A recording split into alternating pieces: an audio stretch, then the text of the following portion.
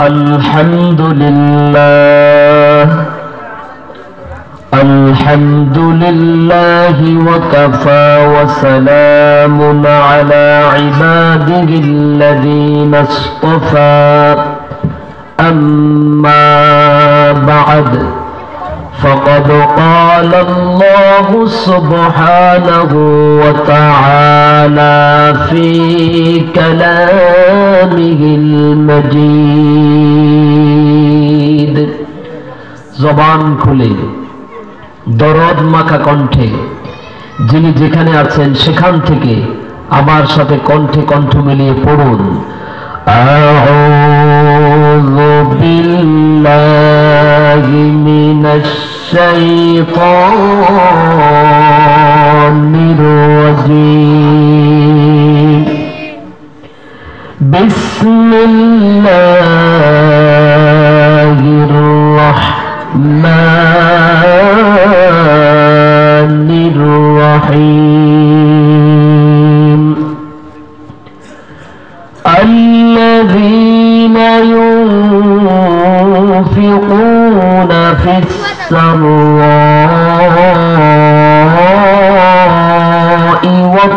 والضراء والكاظمين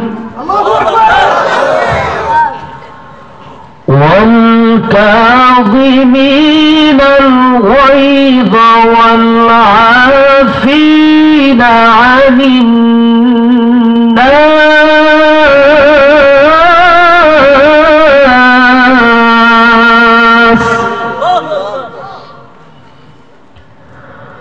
والله يحب المحسنين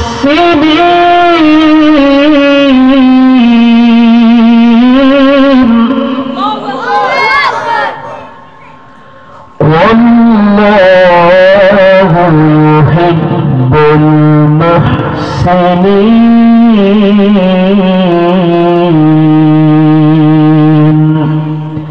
صدق الله العظيم عن أبي هريرة رضي الله تعالى عنه قال قال رسول الله صلى الله عليه وسلم ليس الشديد بالسرعة إنما الشديد الذي نفسه عند الغضب رواه البخاري وقال سبحانه وتعالى في شان حبيبه ومحبوبه مخبرا وآمرا إن الله وملائكته يصلون على النبي يا أيها الذين آمنوا صلوا عليه وسلموا تسليما اللهم صل على محمد وعلى آل محمد كما صليت على إبراهيم وعلى آل إبراهيم إنك حميد مجيد اللهم بارك على محمد وعلى آل محمد كما باركت على إبراهيم وعلى آل إبراهيم إنك حميد مجيد একটু জিকির করুন, লা ইলাহা ইল্লাল্লাহ।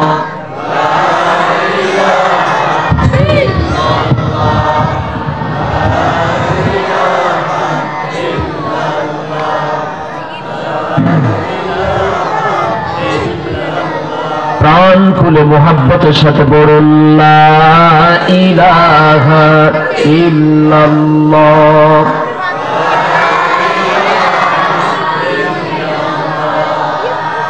লা ইলাহা ইল্লাল্লাহ।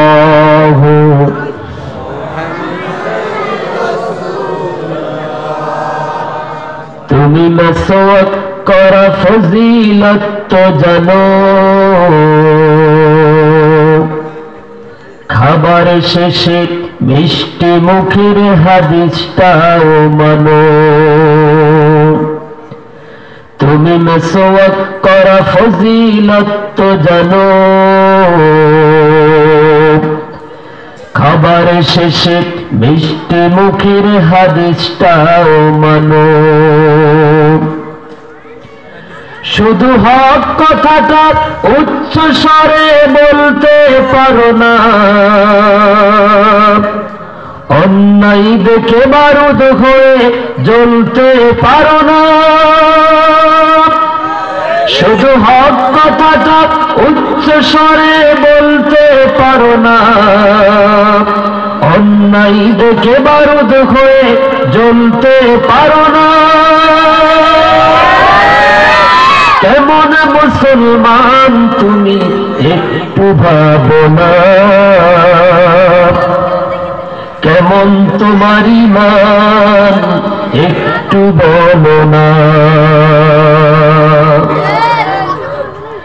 তুমি যে কালিমার দাওয়াত দিলে বুকেতে নাই তুলে, দেখো সেই কালিমার দাওয়াত দিয়ে কত জন আজ জেলে।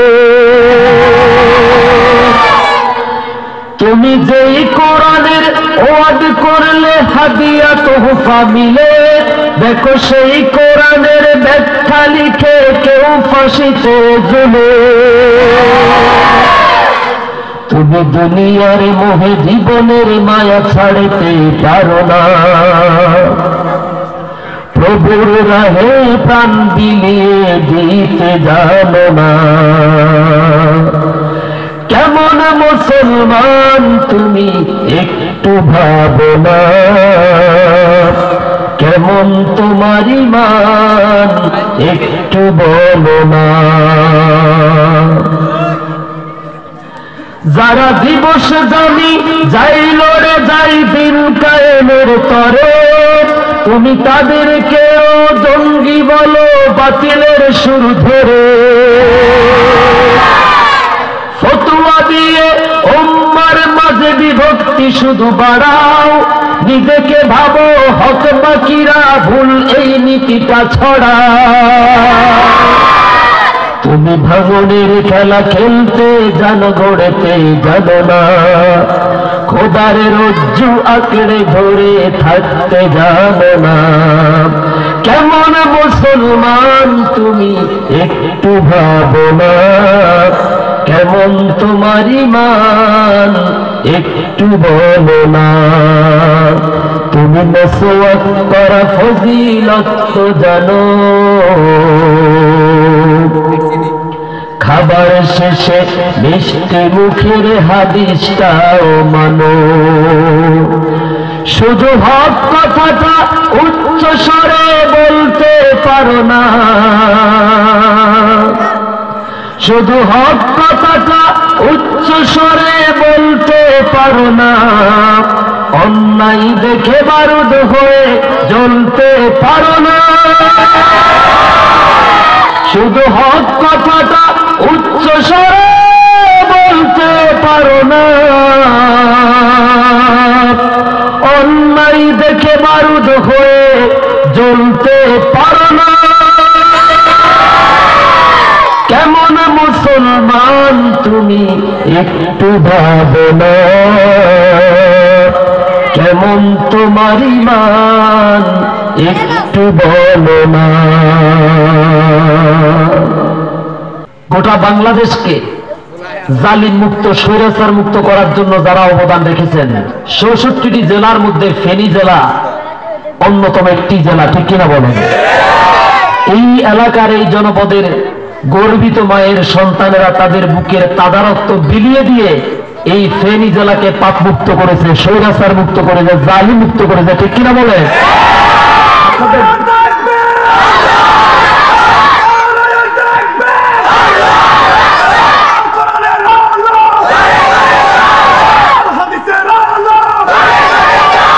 আল্লাহ আমাদের আওয়াজকে কবুল করুন। এই আওয়াজ যতক্ষণ প্যান্ডেলে আছেন ততক্ষণ, হ্যাঁ, স্বৈরাচার কিন্তু আবার রাস্তায় উঠার জন্য চতুর্দিক থেকে ষড়যন্ত্র চক্রান্ত করছে। খুনি, এই ফ্যাসিবাদী, এই স্বৈরাচার, এই জালিমের গোষ্ঠী, নমরুদ, ফেরাউনের, আবু জাহিল্লার গোষ্ঠীরা যেন আর নতুন করে এই পবিত্র ভূমিতে পা দিতে না পারে, আমাদেরকে জাগ্রত থাকতে হবে। আমাদের আওয়াজকে মাহফিলের প্যান্ডেলে মৃত্যু পর্যন্ত রাখতে হবে ইনশাআল্লাহ। ঠিক আছে মুসলমান? কারা কারা প্রাণ দিয়ে, জীবন দিয়ে এই জমিনকে পবিত্র রাখার জন্য তৈরি আছে? হাত তুলে আল্লাহকে দেখায় দাও। নারায়ে তাকবীর, নারায়ে তাকবীর। আমরা এই ফেনীতে যে তরুণ যুবকেরা রক্ত দিয়েছে তাদের রক্তের সাথে বেইমানি করব না, বলে ইনশাআল্লাহ। যারা দিনে দুপুরে আমার ফেনীর তরুণ ছাত্র জনতার উপরে, যুবকদের বুকের উপরে গুলি চালিয়েছে, এই খুনিদেরকে আর নতুন করে রাস্তায় উঠতে দেওয়া যাবে না। আল্লাহ আমাদেরকে সেই তৌফিক দান করুন। আমরা আছি সেখানে ইসলাম আছে, আমরা আছি সেখানে কোরআন আছে, আমরা আছি সেখানে সুন্নাত আছে। আল্লাহ আমাদেরকে কবুল করুন। একটু গলার আওয়াজকে ছেড়ে দিয়ে আবারও পড়ুন আলহামদুলিল্লাহ। আমি আপনাদের সাথে একজন সহযোদ্ধা, জীবনের মায়া ত্যাগ করে প্রতিদিন রাজপথে গিয়ে জালিমদের বিরুদ্ধে সংগ্রাম করা আমিও ন্যূনতম একজন ক্ষুদ্র যোদ্ধা, আলহামদুলিল্লাহ। সর্বশেষ ৩ তারিখে যে জুমাটা হয়েছে, পুরা জুমার খুতবাটা দিয়েছি কপালের মধ্যে লাল কাপড় বেঁধে। আল্লাহর কসম, কোরআন আমার হাতে। কত বড় ঝুঁকি নিয়েছে চিন্তা করুন। শুরু থেকে শেষ পর্যন্ত 1 ঘন্টা জুমার খুতবা দিয়েছি, নামাজ পড়েছি লাল কাপড় কপালের মধ্যে বেঁধে।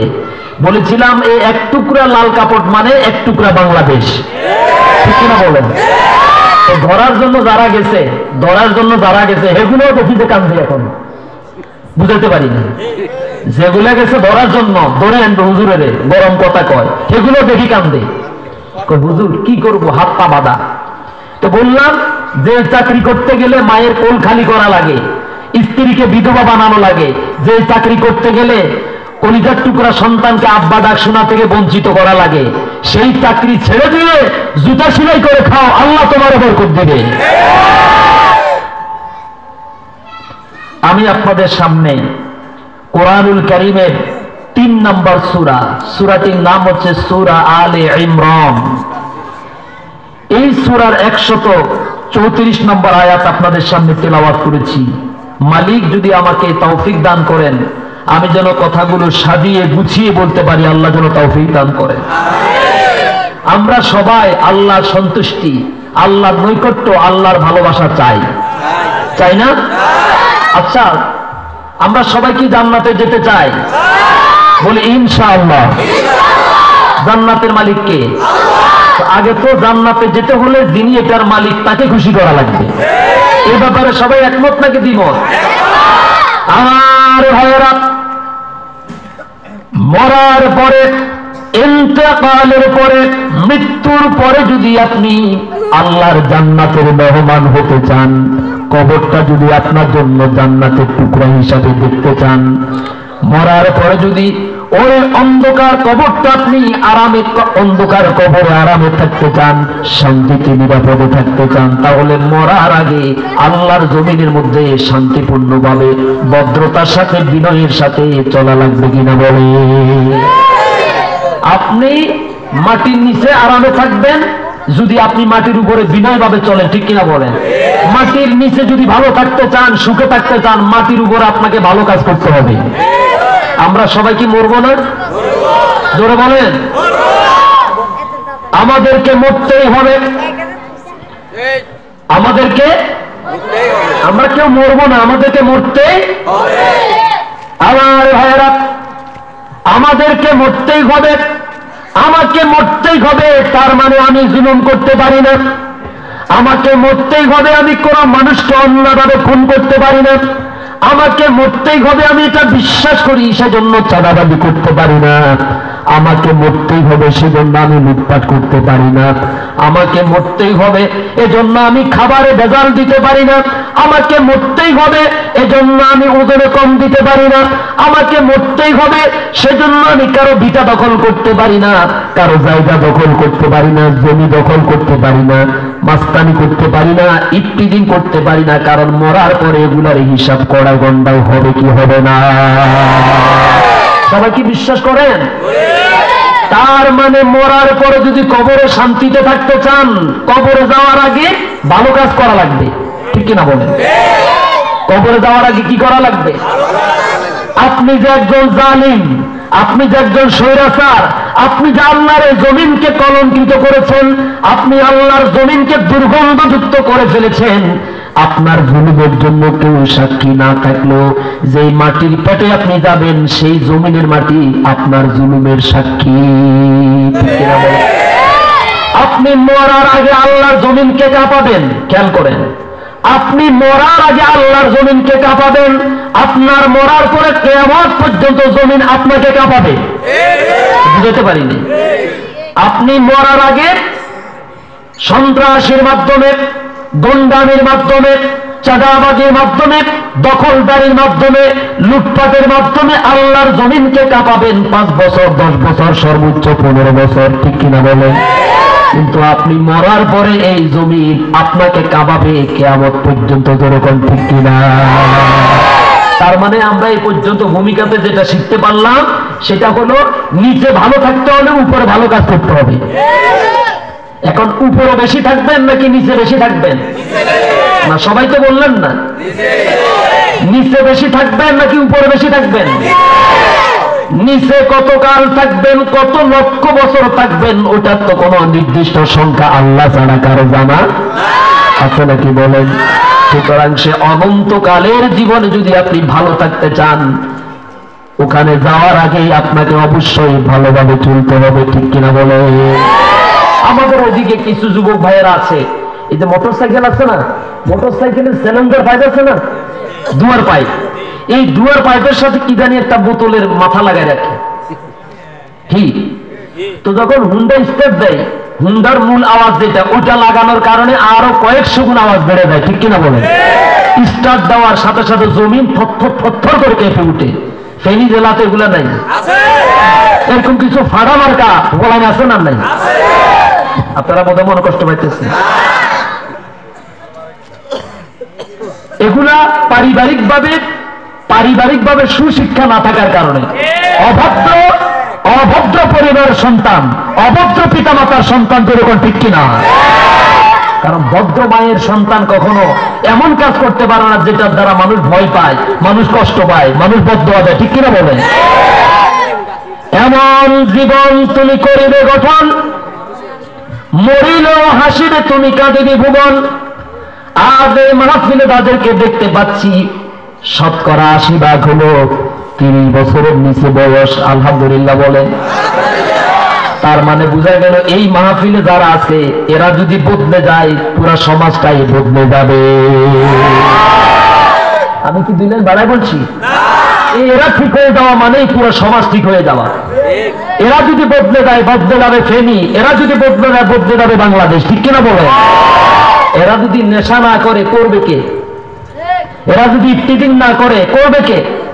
আর এরা যদি বলে যে আমরা ইফটিজিং এর বিরুদ্ধে ঐক্যবদ্ধ, তাহলে আমার বোনেরা দিনের বেলা তো আছেই, রাতের বেলা একাকী সুন্দরী নারী রাস্তা দিয়ে একাকী হাঁটবে, ইজ্জত হারানোর ভয় করবে না, ঠিক কিনা বলেন? এখন আজকে চমৎকার একটা মাহফিল করে চলে গেলেন, এরপরে আবার আগের মতো যেই সেই, তো লাভ হলো না। ঠিক না?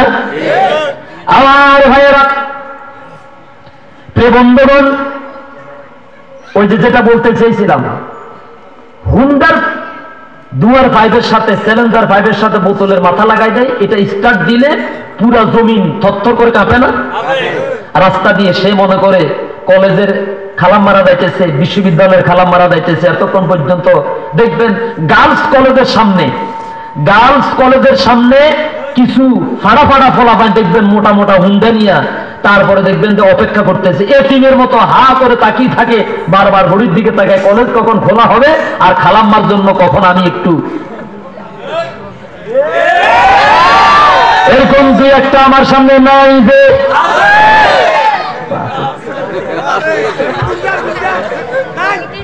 নাই, আলহামদুলিল্লাহ নাই, না নাই। আল্লাহ থাকলে যেন মাফ করে দেন, বলি আমি মাশাআল্লাহ। আল্লাহ যেন এই হাসিগুলোকে জান্নাতের জন্য কবুল করেন। আচ্ছা শুনেন, এখন এই যে বিষয়টা লক্ষ্য করেন, এরপরে হুন্ডাকে এমন ভাবে স্টার্ট দেয়, সে মনে করে বোধহয় কলেজের মেয়েরা আমাকে বীর বাহাদুর মনে করে, ঠিক না? আসলে কি সেটা মনে করে? ওই যে কোন ফাড়ার ঘরের ফাড়া তোরে ফেড়ে লইছে, ঠিক কিনা বলেন? এরপরে রাস্তা দিয়ে এমন ভাবে হুন্ডা চালায়, হুন্ডার ধুলা বালি রাস্তার মানুষগুলো চলাচল করতে কষ্ট হয়, আছে না নাই? আর কয় দিছি সব সাদা করে পিছনে, ঠিক কিনা বলেন? এই বেয়াদব যদি মারা যায়, মানুষ কি দোয়া করবে নাকি বদদোয়া করবে? আল্লাহ, এলাকা থেকে একটা জালিম, একটা নাফাক দূর হয়েছে, আমার এলাকাটা কলঙ্ক মুক্ত হয়েছে, ঠিক কিনা বলেন? আমাদের ওই লক্ষ্মীপুরের দিকে তথাকথিত কিছু বড় ভাই ছিল আগে। এই বড় ভাইদেরকে মানুষে দেখলে, এলাকার ছেলেরা দেখলে ভয়ে, কারণ পাশার মধ্যে পিস্তল আছে তো, এই জন্য আসসালামু আলাইকুম, আসসালামু আলাইকুম, আসসালামু আলাইকুম, ভালো আছেন? হ্যাঁ আছি আছি। রাস্তা ছেড়ে এক পাশে দাঁড়ায়, বড় ভাই যখন 50 হাত দূরে চলে যায়, আল্লাহর কাছে হাত তুলে তখন বলে, আল্লাহ এই খোদার গজব কবে যে মরবে, আর আমরা যে কবে একটু শান্তিতে আরামে এলাকায় চলাচল করবো, ঠিক কিনা বলে? ওরা দেখলেই 3 বোতল পানি খাওয়া লাগে, আছে না ভাই? কি আপনারা কি এরকম হবেন? আপনারা কি এরকম হবেন? আমার তরুণ যুবক ভাইয়ের, আপনাদের উদ্দেশ্যে বলছি, আমি আমার এই ছোট্ট জীবনে অনেকবার অনেকজনকে দেখেছি যারা স্কুলের মাদ্রাসার একেবারে শেষের টেবিলের ছাত্র ছিলেন, প্রতিদিন তেমন পড়ালেখা দিতে পারত না, বাড়ির কাজ আদায় করতে পারত না, কিন্তু শিক্ষকদের সাথে বিনয়ের সাথে চলার কারণে, ওস্তাদদেরকে সম্মান করার কারণে, কলেজে ভার্সিটিতে স্যারদেরকে আদব দেওয়ার কারণে, সম্মানের কারণে, মা বাবার দোয়া নেওয়ার কারণে, এলাকার মুরব্বীদের সাথে সুন্দর আচরণ করার কারণে, বিনয়ের সাথে সমাজে চলার কারণে কর্মজীবনে তারা সব থেকে সুখে শান্তিতে আছে না না? আবার ক্লাসের একেবারে ফার্স্ট বয়, খুব মেধাবী, বড় লোকের ছেলে, শিল্পপতির ছেলে, কিন্তু নিজের ভিতরে ভাব, অহংকার, গাদ্দারি থাকার কারণে, সহপাঠীদের সাথে অন্যায় আচরণ করার কারণে, স্যারদের সাথে বেয়াদবি করার কারণে, এলাকার মানুষকে দাম না দেওয়ার কারণে, চাচা দাদা এলাকার মুরব্বীদেরকে মূল্যায়ন করে না, না করার কারণে কর্মজীবনে 14 বার নিবন্ধন পরীক্ষা দিয়ে পাশ করে না, এখন এলাকার টোটো কোম্পানির ম্যানেজার, আছে না? তাহলে আপনি যদি, আমার ছাত্র ভাইদেরকে বলছি, তরুণ যুবক ভাইদেরকে বলছি, আপনি যদি কর্মজীবনে সুন্দর একটা সুন্দর জীবন পেতে চান, তাহলে এলাকার চাচা আছে, জ্যাঠা আছে, মুরব্বীরা আছে না নাই? হুন্ডার ওইটা খুলি ফেলেন, ওইটা খুলি ফেলেন। বরং এলাকার কোন মুরব্বীদেরকে দেখলে হুন্ডাটা আস্তে করে স্লো করেন, সালাম দিন, আসসালামু আলাইকুম, জ্যাঠা ভালো আছেন? আপনার শরীরটা ভালো আছে? আচ্ছা বলুন তো, এই কথা বললে কি টাকা পয়সা খরচ হবে? জ্যাঠা চিন্তা করবে, আমাদের এলাকার এত বড় লোকের ছেলে, এত উচ্চ শিক্ষা শিক্ষিত, আমার সালাম না দিলে তো পারত, ঠিক কিনা বলেন? দোয়া করবে, আর জিজ্ঞাসা করবে এই ছেলেটা কার গো? বলবে এটা আমাদের আব্দুর রহিমের ছেলে। মাশাআল্লাহ, ছেলেটা, বাপটা যেমন ভদ্র, ছেলেটাও অন্তত, বাপ যদি চোর ডাকাইতে হয় কবে যা হয়তো খারাপ ছিল, ছেলেটা অন্তত মানুষের মতো মানুষ হয়েছে। তাহলে মা বাবা ভালো হইলেও সন্তান খারাপ হওয়ার কারণে মা বাবাকে মানুষ লাগানো দেয়। আমরা নোয়াখালীর এদিকে কয় এটা কি হেড়ে লইছে, ঠিক কিনা বলেন? ডাইরেক্ট সাইডের দোষ দিয়া লাই, আছে না নাই? আর যখন মা বাবা খারাপও হয়, কয় অত খারাপ ছিল, যাক বলার দরকার নাই, ছেলেটা অন্তত মানুষের মতো মানুষ হয়েছে, ঠিক কিনা বলেন? বাবার বদনামটা গোছাই দিতে পারবে। এই যে আপনার জন্য দোয়া করলো, আপনি কর্মজীবনে এত সুখে শান্তিতে থাকতে পারবেন কল্পনা করতে পারবেন না। তাহলে আমার তরুণ ছাত্র যুবক ভাইয়েরা, এলাকার মুরব্বীদেরকে দেখলে বেয়াদবি করা যাবে? আপনি যেরকম একজনের বোনের জন্য দাঁড়াইছেন কলেজের সামনে, আপনার বোনের জন্য আরেকজনে দাঁড়াইছে, গিয়ে দেখেন। আপনি যেমন করে আরেকজনের বোনের দিকে খারাপ দৃষ্টিতে তাকাচ্ছেন, আপনার বোনের দিকে আরেকজনে তাকাইতেছেন। আপনি যেমন করে একজনের বোনকে ভাগিয়ে নেওয়ার জন্য চিন্তা করতেছেন, আপনার বোনকেও ভাগিয়ে নেওয়ার জন্য আরেকজন উৎপেতে বসে আছে, ঠিক কিনা বলেন? সুতরাং আরেকজনের প্রত্যেকটা বোনকে আপনি আপনার বোনের দৃষ্টিতে দেখুন। আপনি তাদের ইজ্জত নষ্ট করা তো দূরের কথা, বরং তাদের ইজ্জতের পাহারাদার হবেন ইনশাআল্লাহ। আল্লাহ যেন এই ফেনীর ভাইদেরকে কবুল করেন বলি আমি। মরার পরে মানুষ আপনার জন্য কাঁদবে, হাত তুলে দোয়া করবে। আমাদের এলাকার আব্দুর রহিমের ছেলেটা কতই না ভদ্র ছিল। এই যে প্রতিনিয়ত মোটরসাইকেল অ্যাক্সিডেন্টে মানুষ মারা যায় না, আমি আমার ভাইদের কাছে আরেকটা অনুরোধ করব, জীবনকে ভালোবাসতে শিখুন, জীবনকে ভালোবাসতে শিখুন। আপনাকে নিয়ে আপনার মা বাবা কত বড় স্বপ্ন দেখেন, ঠিক কিনা বলেন? আমার ছেলে মানুষ হবে, অনেক বড় হবে, কামাই করবে, রোজগার করবে, আমাকে খাওয়াবে, ঠিক না? এখন আপনি যদি হুন্ডার পিকআপটা যদি এত দূরে বাড়া যান, কি এমন ভাবে কাটাকাটি করে, এমন ভাবে কাটাকাটি করে, ওই যে মেয়েদেরকে দেখানোর জন্য মনে করে মেয়েটা তার মনে করবে যে মাশাআল্লাহ ছেলে তো মোটামুটি স্মার্ট আছে, ঠিক কিনা বলেন? আসলে কি আপনাকে স্মার্ট বলে নাকি পাগল বলে? পাগলের ঘরে চোদ্দ গোষ্ঠ পাগল, ঠিক কিনা বলেন? কেউ কি পাগল হতে চান নাকি ভদ্র হতে চান? আজকের এই মাহফিলের পর থেকে সমাজে ভদ্রভাবে চলবেন কারা কারা? তরুণ যুবক ভাইয়েরা, ছাত্র ভাইয়েরা একটু হাতটা তুলে আল্লাহ দেখান। আমি আল্লাহর কাছে দোয়া করে দিয়ে দেবো। অনেকে হাত অর্ধেক উঠেছে, হুজুর আপনি কইলে কইবুনি। আশেপাশে তাকায় দেখেন কে কে উঠানো। নারায়ে তাকবীর। আল্লাহ আমার এই কলিজার টুকরা ভাইদেরকে কবুল করো। যে হাতগুলো উঠাইছে এই হাতগুলোকে কাবা ঘরের জন্য কবুল করো, রাসূলের রওজার জন্য কবুল করো, আমিন। কষ্ট পাচ্ছেন আপনারা? একটু দিকে করুন, লা ইলাহা ইল্লাল্লাহ,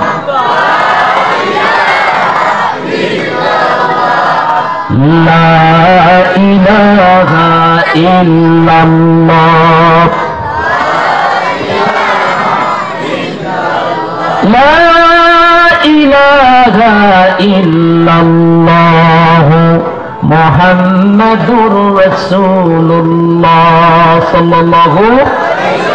আর আরেকটা কথা বলি, কোন নেতার ফাঁদে পা দিয়ে নেতার কথা অনুযায়ী, নেত্রীর কথা অনুযায়ী কারো গায়ের মধ্যে আঘাত করিও না। এখন আগামীকাল যদি আপনি মারা যান, আপনার জানাজা কিন্তু আপনার নেতা আসি পড়বে না, আপনার এলাকার আপনার প্রতিবেশী ওই লোকটাই এসে পড়বে। কথা কি দিলেন বাড়াই বলছি? এই আমার এই ভাইগুলো আমার প্রতিবেশী।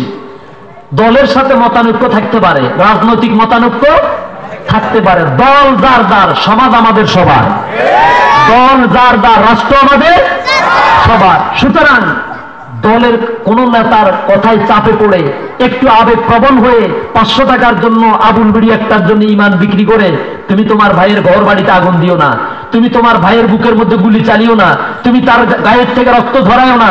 কারণ তুমি যদি মারা যাও, তোমার এই ভাইটাই পরবর্তী দিনে তোমার জানাজার নামাজের মুসল্লি হবে। আপনারা কি একমত নাকি দ্বিমত? আমি আমার জুমার মসজিদে বহুবার বলেছিলাম, কত বুঝাইছি, বুঝে নাই। এখন কিন্তু শুধু জিব্বাই কামড় মারে, হুজুরের কথা তো ঠিক ছিল। তোমারে দিয়ে যারা সন্ত্রাসী করিয়েছে, তোমাকে দিয়ে যারা গুলি চালিয়েছে, তোমাকে দিয়ে যারা অন্যায় অপকর্ম করিয়েছে, তারা তো ঠিক মতো পাসপোর্ট কাটাইয়া, পাসপোর্ট দিয়া ভিসা লাগাইয়া বাইরে চলে গেছে, তুমি তো যাইতে পারলা না। তুমি যেই নেতার কথা অনুযায়ী এগুলা করো, তোমার নেতা তো অন্তত ভিসা পাসপোর্ট আছে, তোমার তো সেটাও নাই, ঠিক কিনা বলে? তোমার তো এলাকাতে থাকতে হবে, হবে কিনা বলে? আমি আপনাদের প্রতি উদাত্ত আহ্বান রেখে গেলাম, এই ফেনী শহরে জুলাই আগস্টে যারা ছাত্র জনতার উপরে, নিরীহ মানুষের উপরে গুলি চালিয়েছে, আপনারা তাদেরকে চিহ্নিত করুন এবং আইনের আওতায় আনার জন্য সর্বাত্মক সহযোগিতা করুন। আমি আজকে মোবাইলে দেখেছি, স্টার লাইন কাউন্টারের সামনে, এই তাদের যে কাউন্টার, ওখানে লেখা আছে আবার নাকি তারা বীরের বেশে ফিরে আসবে। হ্যাঁ, আজকে দেখলাম বলছে স্টার লাইনের সামনে এই যে ডিজিটাল যে লাল ইয়ের মধ্যে মানে লেখাগুলি যে লাইন ধরে হাঁটতেছে, তো বলতেছে কয় যে এরা আবার বীরের দেশে আসবে। আপনারা কোথায় থাকতেন? হ্যাঁ, আপনারা কি আছেন নাকি চলে গেছেন? ওদেরকে আসতে দেবেন? বরং খুঁজে খুঁজে আমরা তো মোবাইলে দেখেছি, ওই যে বিশাল বিশাল রামদা নিয়ে, ছেলে নিয়ে, দা নিয়ে, কুড়াল নিয়ে যারা এই ছাত্র জনতার উপরে নির্বিচারে গুলি চালিয়েছে, এরা তো এখনো মোবাইলে আছে না নাই? আপনারা যদি জাগ্রত থাকতেন, এরা এখনো পর্যন্ত ধরা পড়ে না কেন? সুতরাং এই ফেনীর রাজপথকে যারা রক্ত লাল করে দিয়েছে, আমার ভাইদের জীবন যারা কেড়ে নিয়েছে, ওরা যদি মাটির তলদেশ আশ্রয় গ্রহণ করে, আপনারা যদি ঐক্যবদ্ধ থাকেন, আপনারা যদি দৃঢ় প্রতিজ্ঞাবদ্ধ থাকেন, একটা জালিম হোক বাঁচতে পারবে না। যেরকম ঠিক কিনা? রাজি আছেন? আল্লাহ যেন সবাইকে কবুল করেন। তাহলে মরার পরে যদি কবরে ভালো থাকতে চান, মরার আগে ভালো কাজ করে যেতে হবে, ঠিক কিনা বলেন? সমস্ত জুলুমের কড়াই গন্ডা হিসাব হবে কি হবে না? তাহলে আমরা সবাই আল্লাহর ভালোবাসা চাই। আল্লাহর ভালোবাসা পেতে হলে 3টা কাজ করা লাগবে। কয়টা? আরো জোরে বলুন। 1 নম্বরে হলো আল্লাযীনা ইউনফিকুনা ফিস সাররাই ওয়াদ-দাররাই ওয়াল কাযিমিনাল গায়য ওয়াল আফিনা আনিন নাস ওয়াল্লাহু ইউহিব্বুল মুহসিনিন। জোরে বলুন আল্লাহু আকবার।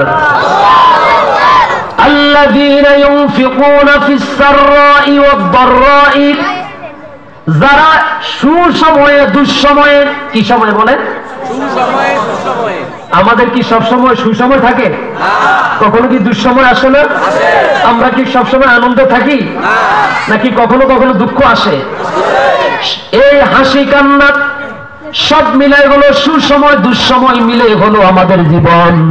আল্লাহ তাআলা বলছেন, যারা সুসময়ে দুঃসময়ে আল্লাহর রাস্তায় দান করে, এই গুণ যাদের মধ্যে আছে।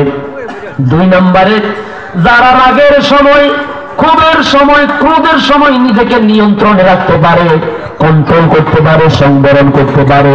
3 নম্বরে হলো যারা মানুষকে মাফ করে দেয়, ক্ষমা করে দেয়। এই 3টা গুণ, 3টা বৈশিষ্ট্য যাদের মধ্যে থাকবে, আল্লাহ রাব্বুল আলামিন তাদেরকে ভালোবাসেন। যেরকম সুবহানাল্লাহ। কয়টা গুণ? আরো জোরে বলুন। 1 নম্বরে হচ্ছে সুসময়ে দুঃসময়ে আল্লাহর জন্য ব্যয় করা, দান করা। কোন সময়ে? আরো জোরে বলুন। সুসময়ে দুঃসময়ে। এখন দান যে করবেন, অসল নোট, সেরা নোট, ফাটা নোট, ওইটা দিবেন নাকি ভালোটা দিবেন? যারা এখানে মসজিদ কমিটির ক্যাশিয়ার আছেন, আছেননি একজনও? হ্যাঁ, কই? অর্থমন্ত্রী। মাশাআল্লাহ। এই অর্থমন্ত্রীকে জিজ্ঞাসা করেন, মসজিদ কমিটির যত অসল নোট, ফাটা নোট, সেরা নোট সবগুলো মসজিদের বাক্সায় আছে। বিষয়টা খেয়াল করেন। মেয়ে যেটা খুব সুন্দরী, মেধাবী, বুদ্ধিমান, ওইটারে হুজুরের কাছে বিয়ে দেয় না। হুজুর যত বড় আলেম হোক না কেন, যত বড় প্রভাষক মুহাদ্দিস হোক না কেন, হুজুরের কাছে দিবে না। আর যেটা একেবারে আমার মতো খুব সুন্দরী, কেমন মোটা তাজা, না দুষ্কদুষ, এটারে ফেনী জেলাতে সারাদিন ঘুরাইলো, এটার দিকে কেউ একবারও তাকায় না। তো কয় এটারে যেহেতু আল্লাহ বানাইছে, তাহলে আল্লাহ রাস্তায় দেখি মসজিদের ইমাম সাহেব বোধহয় দাওরা পাস, ইমাম সাহেব বুঝি বোধহয় কামেল পাস, সুতরাং দেখি ইমাম সাহেবের গসাই দিতে পারিনি। কি বলেন? ছেলে যেটা প্রিন্সের মতো, হুজুরের কাছে এসে দোয়া চাই, হুজুর আপনার ভাবি 8 মাসের গর্ভবতী, দোয়া করেন আল্লাহ যেন প্রথমটা যদি ছেলে দেয়, নিয়ত করছি ছেলেটারে মাদ্রাসায় দিব। 2 মাস পরে যখন আলহামদুলিল্লাহ একটা ফুটফুটে পূর্ণিমার চাঁদের মতো সুন্দর একটা প্রিন্সের মতো একটা সন্তান হলো, ছেলে হলো, এখন ওই নিয়ত কিন্তু আর ঠিক নেই। ঠিক কিনা বলেন? কয় এখন তো মাত্র আসা শুরু হয়েছে, পরে তো আরো আসবো, সুতরাং নিয়ত করলে করছি আর কি, হুজুরের দোয়া করলে করছি আর কি। অতএব এটার কিন্ডারগার্টেনে ঢুকাই দাও। কোন গার্ডেনে? ওইদিকে ঢুকাই দাও।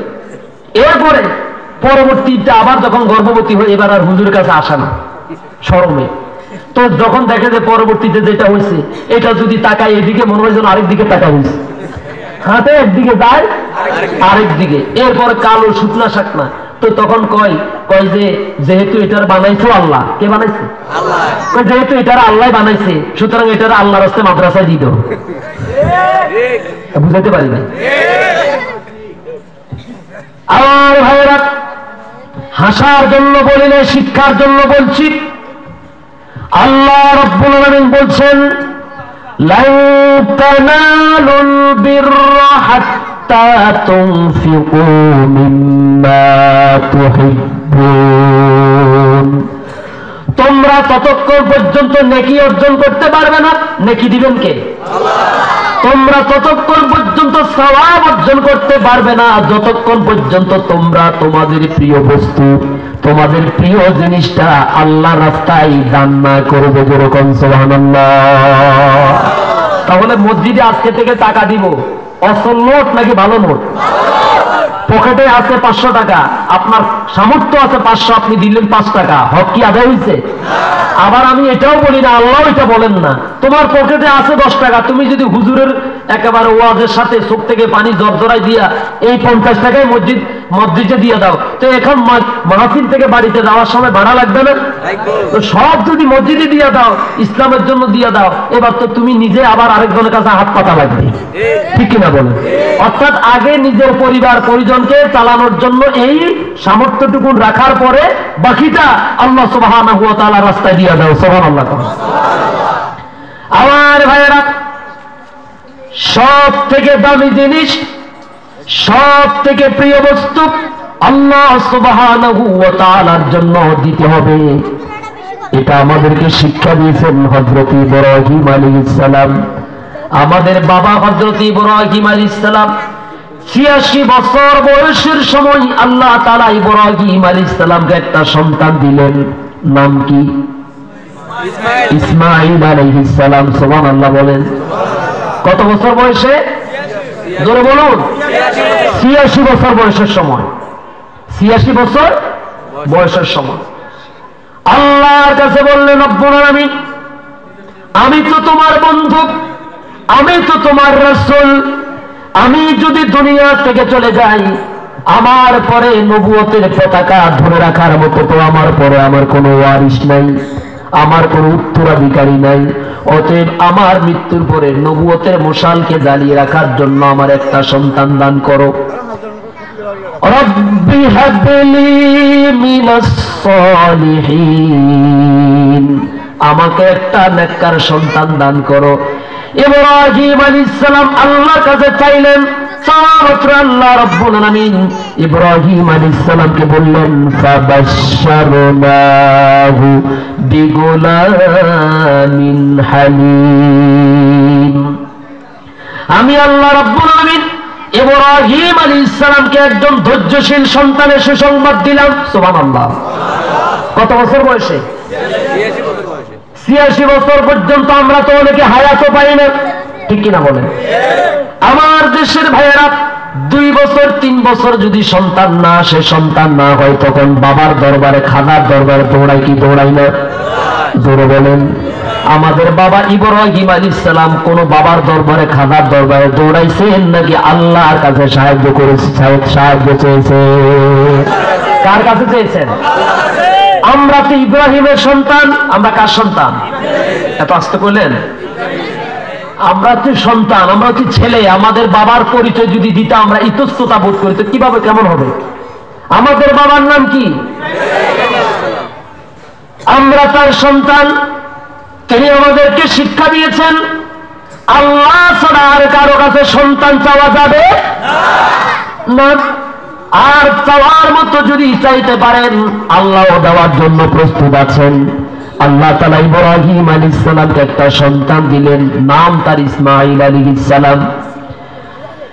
8 থেকে 10 বছর বয়স হলো, বাবার সাথে ঘোরাফেরা করার, দৌড়াদৌড়ি করার মতো যখন বয়স উপনীত হলেন, আল্লাহ তাআলা রাতের বেলা ইব্রাহিম আলাইহিস সালামকে স্বপ্নের ভিতরে আদেশ করলেন, আমার জন্য তুমি তোমার প্রিয় বস্তু ইসমাইলকে জবাই করো। যেরকম সুবহানাল্লাহ।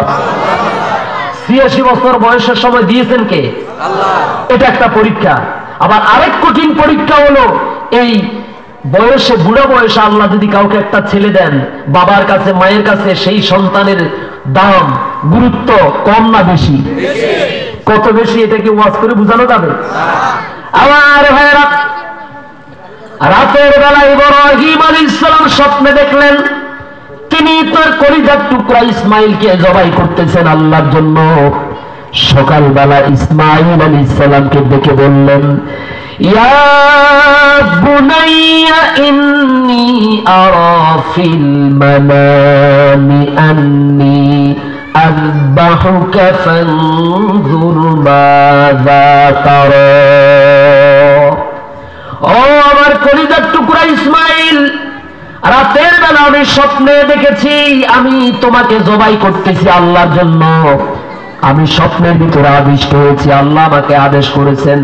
এখন এই বিষয়ে তোমার মন্তব্য কি? আমারে তুমি একটু জানাও, তোমার খেয়াল কি, চিন্তা কি? সুবহানাল্লাহ বলে। যদি এই যুগের কোন ছেলেকে তার বাবা এই কথা বলতো, আমি রাতের বেলা স্বপ্নে দেখছি তোমার জবাই করতেছি আল্লাহর জন্য, আল্লাহ আমার হুকুম করছেন, ছেলে উল্টা দা নিয়া কাছে নিয়ে আব্বার উল্টা জবাই করে দিত, ঠিক কিনা বলে? কইব মিয়া আপনি স্বপ্নে দেখছেন, আপনার স্বপ্ন যে আসলে সত্য, এটা কি আমি কিভাবে বিশ্বাস করি? কারণ আমরা তো অনেক সময় স্বপ্নে দেখি আমি লন্ডন যাচ্ছি, ইতালি যাচ্ছি, প্লেনে উঠছি, প্লেন এত স্পিডে চলে একেবারে 40,000 ফিট উপরে। হঠাৎ করে মেঘের সাথে ধাক্কা লাগলো, প্লেনের দুটা পাংখা ভেঙে গেছে, আর প্লেনটা তখন গড়াগড়ি করতে করতে নিচের দিকে পড়ে গেছে। হঠাৎ করে ঘুম থেকে উঠি দেখি যে আমার পা একটা মশারি সিঁড়ার ভিতরে ঢুকে রয়েছে, মাথা ঢুকে রয়েছে সিঁড়া খাতার ভিতরে, তারপরে এ হাত হচ্ছে খাতের নিচে, ঠিক কিনা বলেন? মাঝে মাঝে এরকম ঘটনা ঘটনা মানে খেলতেছে ফুটবল খেলার মাঠে, বল দৌড়াইতেছে দৌড়াইতেছে, লাঠি দিতে গিয়ে আরেকজনের পাশার মধ্যে লাঠি লেগে গেছে। এই হচ্ছে আমাদের স্বপ্ন, ঠিক কিনা বলেন? কিন্তু ইব্রাহিম আলাইহিস সালাম স্বপ্নে দেখলেন, আর সেই স্বপ্নের বৃত্তান্ত তিনি তার কলিজার টুকরা ইসমাইল আলাইহিস সালামকে বললেন। ইসমাইল আলাইহিস সালাম বললেন, আব্বাজান, এই সমাজের হাজার হাজার মানুষের মতো আপনি সাধারণ কোন মানুষ না, 10টা মানুষের মতো আমার আব্বা এরকম না। আমার আব্বা তো আল্লাহর নবী, আমি জানি। আমার আব্বার সাথে সরাসরি আল্লাহর সাথে সম্পর্ক। আমার আব্বা দিনের বেলা তার কাছে যে ওহী আসে ওটা যেমন সত্য, আমার আব্বা রাতের বেলা স্বপ্নের ভিতরে যা দেখেছেন ওইটাও দিনের আলোর মতো সত্য। যেরকম সুবহানাল্লাহ। আব্বা আপনি আর দেরি করার দরকার নাই, আপনি যেহেতু আল্লাহর নবী, স্বপ্নে যা দেখেছেন এটা অবশ্যই সত্য। ইয়া আবাতি ফাআল মা তুমার সাতাজিদুনি ইনশাআল্লাহু মিনাস সাবিরিন। ও আমার আব্বাজান, আপনি যা দেখেছেন তাড়াতাড়ি সেটা বাস্তবায়ন করেন। তার কারণ হলো আমি ইসমাইল এই জন্য খুশি, আমার অন্তরের মধ্যে তৃপ্তি আছে। এই দেশের এত মানুষ আছে, আল্লাহ কারো ছেলেকে পছন্দ করলেন না, কারো ছেলেকে নিজের জন্য কবুল করলেন না। আমার মতো ইসমাইলকে আল্লাহ কোরবানির জন্য কবুল করেছেন। এর থেকে তৃপ্তি, এর থেকে শান্তি আর কিছু হতে পারে না। যেরকম সুবহানাল্লাহ। অতএব এই শুভ কাজে আর দেরি না করে তাড়াতাড়ি কাজ চালাইয়া দেন। সুবহানাল্লাহ। আর আপনি যদি আমাকে আল্লাহর জন্য জবাই করেন, কোরবান দিয়ে দেন, তাহলে সাতাজিদুনি ইনশাআল্লাহু মিনাস সাবিরিন। আপনি যদি আমাকে আল্লাহর জন্য জবাই করে দেন, কোরবান করে দেন, অতি তাড়াতাড়ি অচিরেই আল্লাহর জান্নাতের মধ্যে আপনার সাথে আমার দেখা হয়ে যাবে। যেরকম সুবহানাল্লাহ। টাকার মধ্যে লেখা থাকে চাহিদা মাত্র ইহার বাহককে দিতে হবে। কথা বলেন না কেন? তার মানে বোঝা গেল এই টাকার মালিক মূলত রাষ্ট্র। টাকার মালিক কে? চাওয়া মাত্রই দিয়ে দিতে হবে, ঠিক কিনা বলেন? আজকে যদি ওখান থেকে আইন পাশ হয়, সারা বাংলাদেশের সমস্ত 10 টাকার নোটগুলো ব্যাংক, বাংলাদেশ ব্যাংক উঠায় নিবে, আপনি কি রাখতে পারবেন? এবং আগামীকাল থেকে এই টাকা অচল, আপনি কি রাখবেন? সুতরাং এই জীবনটা কে দিয়েছেন? জোরে বলুন। আমাকে আপনাকে টাকা পয়সার মালিক বানিয়েছেন কে? আমাকে আপনাকে মেধা দিয়েছেন কে? আমাকে আপনাকে শিক্ষিত হওয়ার তৌফিক দিয়েছেন কে? সুতরাং আল্লাহর প্রয়োজনে, দ্বীনের প্রয়োজনে, কোরআনের প্রয়োজনে কখনো যদি আপনার থেকে জান চাওয়া হয়, মাল চাওয়া হয়, আপনার থেকে সময় চাওয়া হয়, বুদ্ধি চাওয়া হয়, পরামর্শ চাওয়া হয়, দিতে রাজি আছেন তো ইনশাআল্লাহ? এটা হচ্ছে আমাদের পিতা ইব্রাহিম আলাইহিস সালামের শিক্ষা। চাওয়া মাত্রই قل إن صلاتي ونسكي ومحياي ومماتي لله رب العالمين। নিশ্চয় আমার নামাজ, আমার কোরবানি, আমার জীবন, আমার মরণ জগৎ সমূহের প্রতিপালক আল্লাহ রাব্বুল আলামিনের জন্য। জোরে কোন সুবহানাল্লাহ। আমার আলোচনা আর মাত্র 5 মিনিট। 3টা কাজ করলে আল্লাহ আমাদেরকে ভালোবাসবেন। কয়টা? 3টা। 1 নম্বরে হলো আল্লাহর জন্য সুসময়ে দুঃসময়ে দান করা, ব্যয় করা, খরচ করা। ভালোটা নাকি খারাপটা? জোরে বলেন। এরপরে 2 নম্বরে হলো রাগের সময়, ক্ষোভের সময়, ক্রোধের সময় নিজেকে নিয়ন্ত্রণে রাখতে পারা, নিজেকে কন্ট্রোল করতে পারা। ক্ষমতা আছে, টাকা আছে, পয়সা আছে, আল্লাহর রাস্তায় আপনি মারামারি করলেন না। সুবহানাল্লাহ বলেন। 3 নম্বরে হলো আপনার স্ত্রী যদি অন্যায় করে, আপনার ছেলে যদি অন্যায় করে, প্রতিবেশী যদি একটা অন্যায় করে, আল্লাহ সন্তুষ্টির জন্য ক্ষমা করে দিবেন ইনশাআল্লাহ। এই 3টা কাজ করলে আমাদেরকে ভালোবাসবেন কে? আর আল্লাহ যদি আমাদেরকে ভালোবাসেন, ঠিকানা কি জান্নাত হবে নাকি জাহান্নাম হবে? আমরা সবাই কোথায় যেতে চাই? আরো জোরে বলুন। মালিক তুমি জান্নাতে,